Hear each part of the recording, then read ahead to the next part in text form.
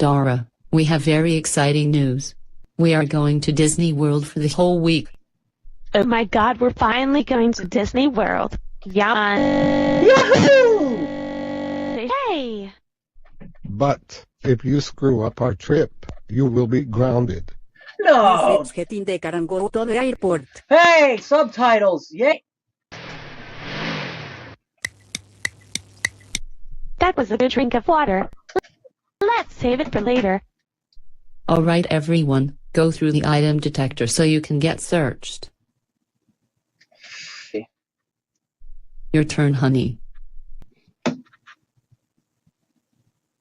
Your turn, my mother-in-law. I'll read Dora. Your turn.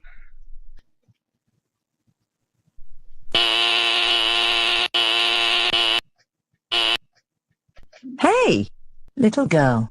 You can't bring that on the plane. What? I thought you can bring water. Yeah, but not very large water bottles. Sorry, I didn't know. It doesn't matter. Leave the airport or I will arrest you all. Okay.